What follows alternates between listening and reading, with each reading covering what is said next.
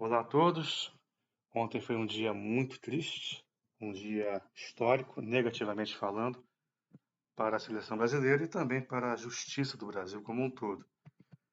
Não, não é nunca um dia feliz para uma nação quando um ex-presidente é colocado no banco dos réus, seja de forma justa ou injusta, porque nós já tivemos, após a chamada redemocratização, um presidente empichado, uma presidente também empichada, um ex-presidente que foi preso e condenado em 3 instâncias, uma aumentando a pena da anterior, a segunda instância aumentou a pena da primeira e a terceira aumentou a pena da segunda, que de forma tanto quanto estranha foi descondenado e reconduzido à cadeira presidencial, de maneira tanto quanto esquisita. E temos agora um ex-presidente que tentaram por 2 vezes empichá-lo. Houve 2 tentativas de admitir o impeachment do Temer, mas o Congresso rechaçou. E agora temos o ex-presidente Bolsonaro no banco dos réus por tentativa de golpe de Estado, associação criminosa, etc, etc, etc. Enfim, eu não quero aqui entrar em detalhes se o processo é justo, se não é justo, se há falhas ou não há falhas. Eu acho que está muito claro que o processo é político e não um processo dentro do que preconiza o bom direito, né? Enfim, um processo bastante controverso, para se dizer o mínimo, né? Mas tudo bem. E o que eu quero aqui nesse vídeo é tentar traçar um paralelo entre as duas situações, né? Da seleção brasileira, que perdeu de 4 e foi muito pouco, poderia ter sido outro 7-1 ontem, não seria nenhum exagero. A Argentina não quis um novo 7-1, se ela quisesse, teria conseguido com facilidade. Segundo tempo, tirou o pé, né? Senão seria 7-1 tranquilamente. Então, a seleção brasileira sem rumo e um país sem rumo, né? Nós temos aí um presidente que é figurativo hoje em dia, né? Figurativo, até quando eu não sei. Um Congresso mais figurativo ainda, mas muito caro e que demanda, né, aquelas emendas impositivas que eram chamadas de orçamento secreto cada vez maiores, né, e mais polpudas, e, enfim, poderosas. Nós temos um presidente da CBF, tal qual o brasileiro, que é perdido, está perdido, não sabe o que faz. Porém, com um detalhe, ele recentemente, o seu Reginaldo, ele foi reeleito por aclamação, né? Unanimidade. Todos os 40 clubes das séries A e B votaram nele. E todas as 27 federações também votaram nele. Por um motivo simples, não havia oposição. Como há eleições em muitos países aí, com um candidato só. Aí o cara ganha com 100% dos votos, né? A eleição foi democrática, né? Tudo dentro da normalidade democrática que eles tanto, né, gostam de dizer que defendem.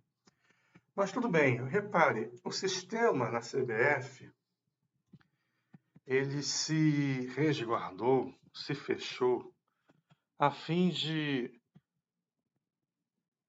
impedir que toda e qualquer ameaça a esse sistema pudesse aparecer na eleição. Então o sistema se blindou, se fechou. O Ronaldo surgiu como uma possibilidade de vir a ser o candidato da oposição, e as federações sequer se dignaram em recebê-lo.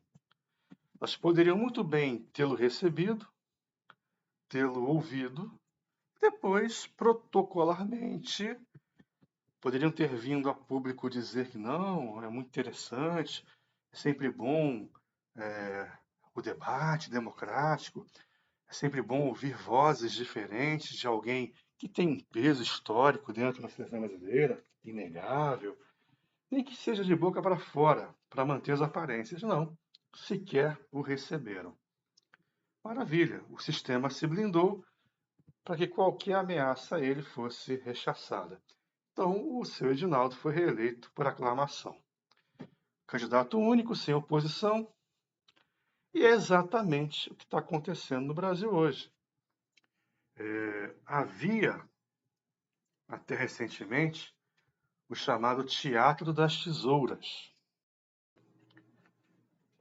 o qual consistia no revezamento no poder entre PSDB e PT, um acordo tácito, né, entre os dois para que eles dividissem o poder e a esquerda nunca saísse do poder. Embora com as câmeras ligadas, um fosse oposição ao outro, pelo menos no papel, pelo menos na teoria. Eles se digladiavam, o PT falava horrores do PSDB e vice-versa, mas no fundo era só um teatro.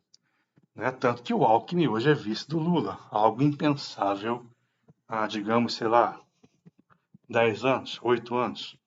Seria inimaginável imaginar, inimaginável termos o Alckmin como vice do Lula, mas ele está aí, né? Lula, Lula, Lula!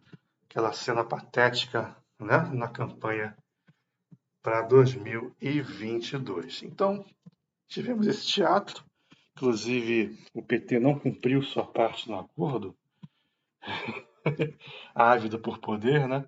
Ele ficou 4 vezes seguidas na presidência, o que desagradou o PSDB, que queria voltar ao poder. Tipo, 2 para você, 2 para mim, 2 para você, 2 para mim, né? O PT ficou 4 vezes seguidas, isso evidentemente desagradou o PSDB, que incentivou a chamada Lava Jato. Não pensem vocês que a Lava Jato surgiu ao acaso, surgiu e foi permitida, né? Porque era um movimento de moralização da política. Não, o PSDB, né, mexeu os pauzinhos e permitiu que isso acontecesse para que pudesse o Alckmin vencer as eleições contra o Haddad, né? O plano era esse, o Alckmin voltar ao poder, o PSDB voltar ao poder em 18. Mas o sistema não contava com a astúcia de um outsider, de um cara fora desse esquemão, que era o Bolsonaro, que surgiu com uma força da natureza imparável e acabou vencendo as eleições. E aí o Alckmin e o PSDB simplesmente desapareceram do cenário político. Restou o Alckmin em serviço do Lula. Né? O PSDB hoje nem existe mais praticamente como partido. O desempenho dele nas últimas eleições municipais foi pífio. Né? E praticamente acabou. Né? Na prática, perdeu toda a sua força. E a mesma coisa que a CBF fez com o Ronaldo, o judiciário está fazendo com a oposição, impedindo, justamente ou não, todo e qualquer nome viável da oposição de concorrer às eleições no que vem.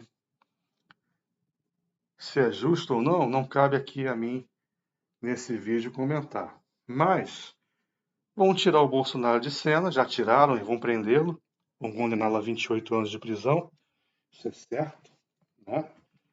O tal do Cacai, aquele advogado que frequenta o Supremo de Bermuda, né? Já antecipou, inclusive, a pena, 28 anos. Enfim, é um julgamento político, enfim, que não deveria acontecer, né? Um julgamento político no tribunal de exceção, deveria ser um julgamento técnico, à luz do bom direito, mas direito hoje em dia no Brasil e nada é a mesma coisa. Então o sistema se blindou.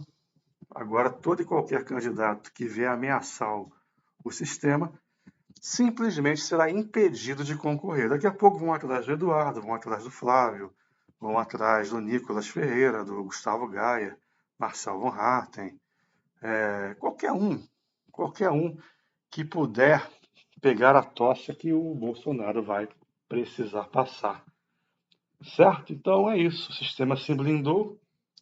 A oposição vai ser extinta no Brasil, isso é fato, e a CBF fez a mesma coisa, blindando qualquer nome que pudesse representar uma ameaça ao que está ali.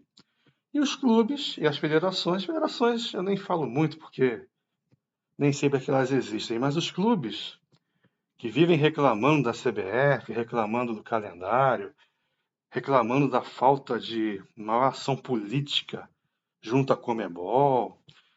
Ah, mas o Botafogo foi campeão brasileiro e nem comemorou o título. Na mesma noite pegou um avião lá para o fim do mundo para jogar o tal do Derby das Américas. Nem teve como treinar, nem teve como descansar, nem como comemorar o título. Então, por que a CBF não teve mais trânsito junto à Conmebol para evitar esse absurdo? Mas o João Textor apoiou publicamente o Edinaldo. A Leila Pereira, a mesma coisa. Todos os demais presidentes, a mesma coisa. Então, com que moral, daqui a algumas poucas rodadas, o Brasileirão vai começar agora, né? Daqui a poucas rodadas, vamos começar a ouvir as reclamações de sempre por parte dos dirigentes do futebol brasileiro, que, por aclamação, elegeram o Edinaldo. Aí você tem um presidente da CBF incompetente, inapto, que parece não entender nada de futebol, parece que ele não sabe a diferença entre uma bola de futebol e a bola quadrada que o Kiko sempre quis ganhar, né? Não sabe nada, nada, nada, não faz duas embaixadinhas. E é um cara que tá ali sempre com aquela carta, né? Ele tira da manga a carta, que é nordestino, né? Aquela carta que ele tira da manga, né?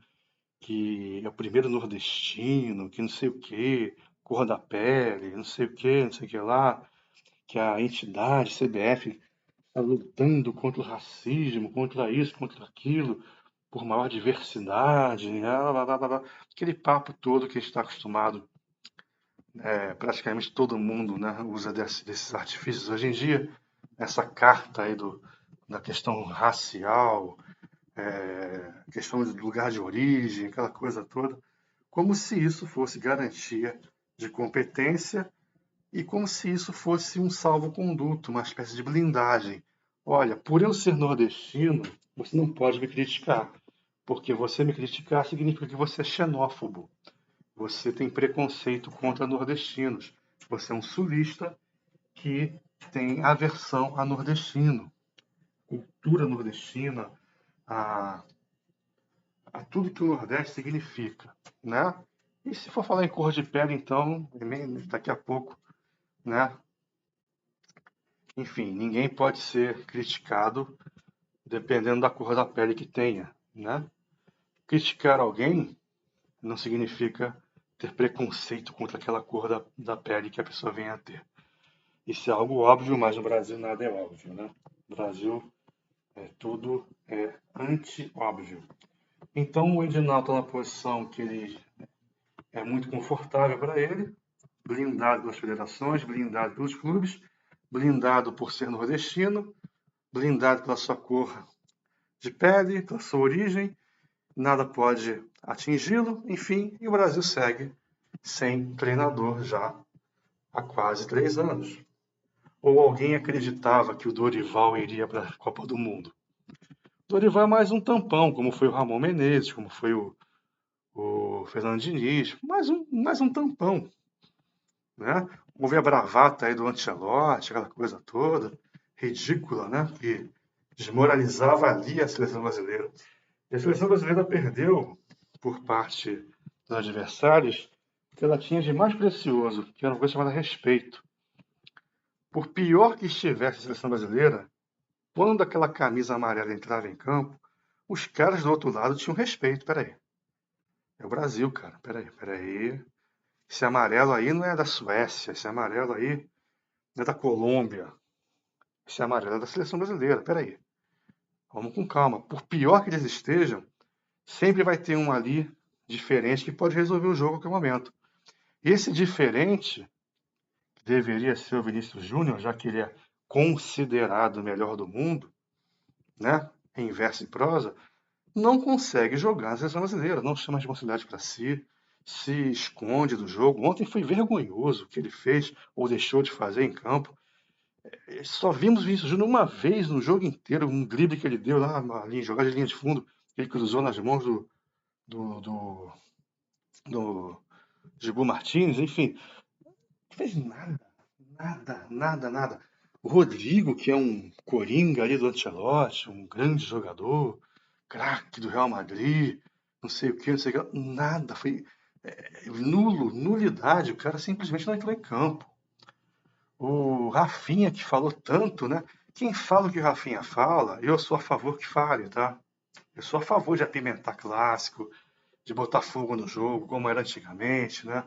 Nos anos 90, aqui no Rio, nós tínhamos Renato Gaúcho, Edmundo, Romário, Túlio, um provocando o outro. Jogo carioca, qualquer clássico aí, 100 mil pessoas no Maracanã, perto disso, o máximo que daria para ter na época, enfim. Era o assunto da semana. Um Botafogo e Fluminense era pilhado pelo Renato e pelo Túlio. Enfim, um Vasco e Flamengo, um Vasco e Fluminense era pilhado, era todo mundo queria ver, era algo sensacional.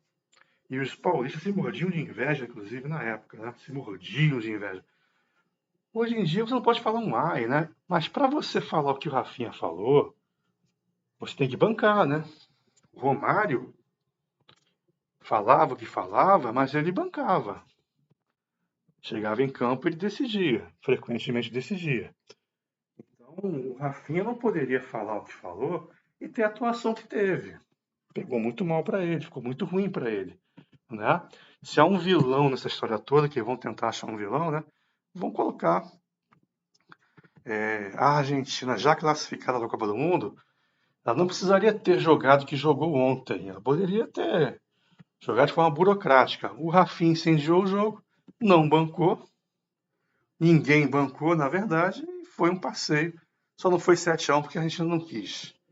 Se ela quisesse, seria 7-1 com facilidade.